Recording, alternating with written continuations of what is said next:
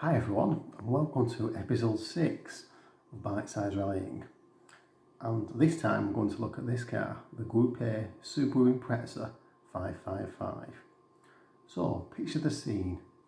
Summer 1993, and Subaru are due to start campaigning this car, the Imprezza, from the Thousand Lakes Rally towards the end of August that year. But ProDrive, the British-based team that run the Subaru World Rally Team, have got a bit of a problem. Subaru Technica and Fuji Heavy Industries, the conglomerate that are involved with Subaru, have declared that before they can hand over for the Imprezza to be the World Rally weapon, they want the legacy of the existing car to win a World Championship event.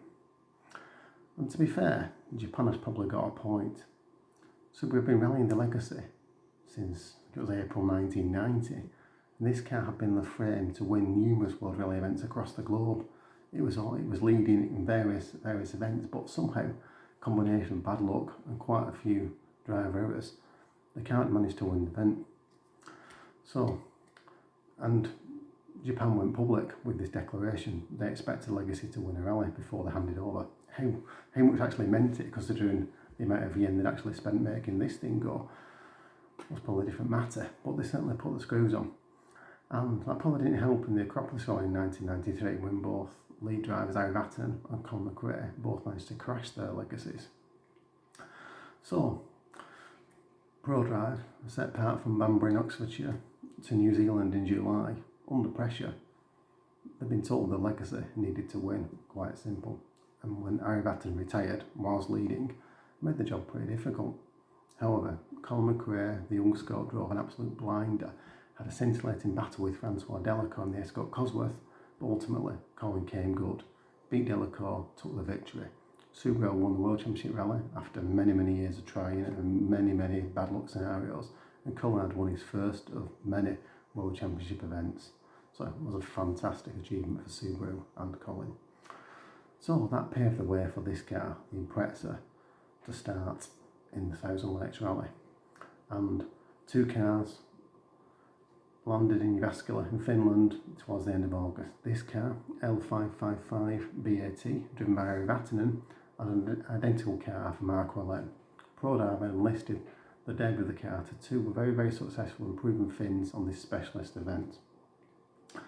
But on stage one, when Mark, who binned the car, crashed and retired, the contingent was halved within 30 seconds of starting the rally almost.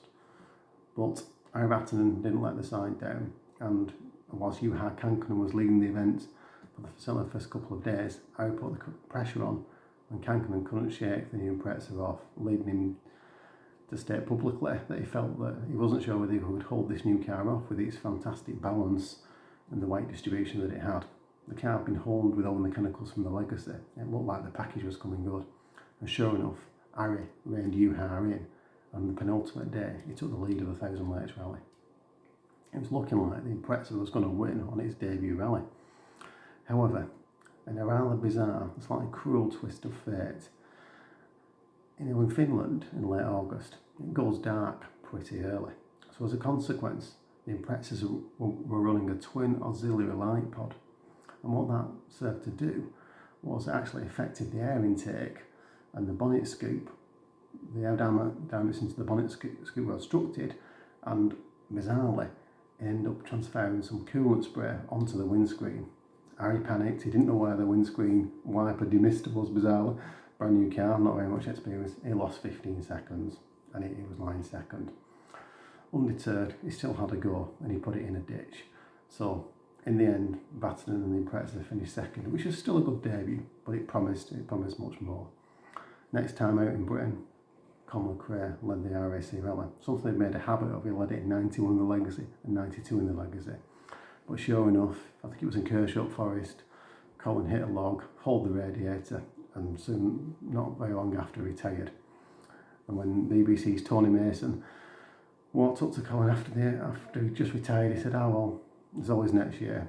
A dejected Colin replied, "I said that last year, and the year before, Colin, to be honest." So, Vatanen finished fifth on that rally, but the Imprezza had shown it had rally winning pace. But it was surely, we're all thinking, is it going to be another legacy story? Are we going to have to wait 3 years for a victory? For 1994, Subaru had strengthened the contingent Baton had moved over to Ford, and Carlos Sainz, double world champion, a renowned development driver, a renowned someone that could consolidate a team. He was brought in to join Colin as the Subaru World Rally team. And in Monte Carlo, Carlos David in Monte, I think, he finished third. In Corsica, he finished second. And in Greece, he went one better and took the Imprezza to top spot. And it was proven to be a pretty good season. Argentina, I think, he's second again. Colin McRae won for the second time in New Zealand. And other good results the rest of the year. And then we got to the RAC Rally, 1994. And Colin was sublime. He took victory in the RAC, the first British driver to win the RAC Rally since Roger Clark in 1976. UK Motorsport went wild. Subaru all of a sudden had a car that was flying at the showrooms. It was fantastic. And it all looked good for 95. 95 was a short season. It was only an 8-round season in 95. And the opening event, Monte Carlo, Sainz took the victory. Not what British fans wanted, but Subaru would have been pretty happy. And again, Portugal, Sainz won again. Looking like Sainz was on for the title. And McRae's season wasn't going very well. McRae's season didn't actually get off the ground until I think it was round 4 New Zealand with another victory. 3 victories in a row for Colin. Bring it on. Then we got to Australia. McRae finished second. And at this point, Sainz had, well, a couple of rounds before, I think it was, Sainz had decided to go exercise on his mountain bike and fell off, injured himself. And he missed a couple of events. I think it was 1 or 2 events. So we got to the Catalonia Rally. Now this story is well documented by other people, but in Catalonia, Colin was sublime again. He could smell the title, and he was leading Catalonia. But Subaru management, and David Richards, the team manager, had decided, a pact had been declared.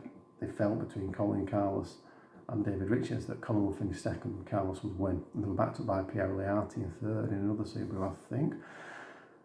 But Colin didn't really like the idea of finishing second. He was a quicker driver, and we all know what happened. Colin won the rally on the road. David Rich had a quiet word in his ear and said, if you win this rally, it'll be the last one you win driving one of my cars.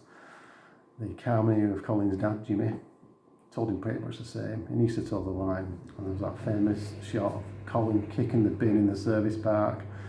The mechanic patted him on his back. And Colin scored a dirt ringer, but since the time control early, Colin finished second. Shame. But I think that served, as we all recognise, to make Colin more determined than ever. And on the season finale, Colin and Carlos went into the final rally level on points. Carlos couldn't keep up. Colin was sublime. We were watching through Hamsterley Forest. The Imprezza just looked awesome. And Colin was driving the car on an arpage, but he was in control all the time. And he took a magnificent victory. Even early in the event when I think he hit a log and Tony Mason said, what's the problem, Tony? He said, no problem, Tony. And he was there, he was on it. He was just determined to win that rally and nothing was going to stop him. And Colin McRae became the youngest ever World Rally Champion in November, I think it was November the 22nd, 1995, at the age of 27. And that was awesome for British rally fans, obviously. So I went into 1996, and obviously Colin was World Champion, and he was visibly quicker than anybody else. He'd blown Carlos into the weeds really, so people expected it to be another Colin procession really this year. And Carlos joined Ford, Kenneth Howitson replaced him, and people felt like it was Colin's year. But the season didn't get off to the best of starts, and again Colin had a few problems that year, and it wasn't really only. He finished third in Sweden, which was okay, as a decent start, but then his teammates Howitson and Pierre Liati seemed to get the results, and Colin didn't. But he won in the Acropolis, he won in Greece. He went on to win again on the San Remo rally in Italy. He beat Liati by 7 seconds, and then he won in Spain as well. So he actually won 3 rallies in 1996, and people seem to write off 96 as being a bad year. He finished second in the championship to Tony McInerney. He won 3 World Championship rallies, which was more than he'd won in 94 and more than he'd won in 95. So I don't think it was that much of a disaster. But the problem was there were a few bent Imprezzas along the way. If we look at images on VHS rallies of Indonesia or Finland, he destroyed a couple of cars, and I think David Richards' team manager at that point was feeling that Colin shouldn't be destroying cars. He's world champion, for God's sake. So he replaced Dirt Ringer with Nicky Grist for 97 and the new Imprezza, the WRC. The Imprezza also did very well in the Asia Pacific Championship. That was a key event for the sponsors and Subaru, and they won the Asia Pacific Championship in 93, 94 and 96. And in the mid-90s I worked in a Subaru dealership, and these cars, thanks in the main to Colin McRae's success, they put, apart from dealership demonstration Subarus. There was nothing really that flew out the door apart from self-registered cars and Imprezzas. And this car sold at that time, I think it was around about £18,000 in 1994. And for my overseas subscribers, that equates to €21,000 and I think 25,000 US. But it was cracking value for money considering the price. Maybe an Escort Cosworth was probably £3,000 more, for example. So it was, for the performance, it was a bargain. And it certainly heralded a lot of showroom success for Subaru across Europe. And it's interesting that now as the rally programme has ended, Subarus don't seem to have that success in Europe anymore, which is a shame because they're fantastic vehicles. And I think the question is, one question people might be asking is why it was called an Imprezza 555. Was it because it had 555 brake horsepower? Would probably be a fair question, because Group A cars, it was known to be the year of cheating, but the cars officially could have, I think it was 300 brake. I'm sure it didn't quite have 555. The 555 was a nod to the sponsors, 555 cigarette brand, which was run by British American Tobacco, BAT. And because of obviously the tobacco sponsorship in motorsport scenario that we've talked about before, you'll see from this car that the 555 signature doesn't appear anywhere. It was banned in most markets, and quite rightly so. So to get around that, so we put the branding on the car minus the numbers, but by calling it an Imprezza 555, they could get the 555 name in there. And equally, if you put the registration numbers L555 BAT, British American Tobacco, keeps the sponsors happy, and the sponsors bankroll the programme. So there we have it, Subaru Imprezza 555. Hope you enjoyed the video. Thank you for watching, and I'll see you again on another episode of Bite Size Rallying. Thank you.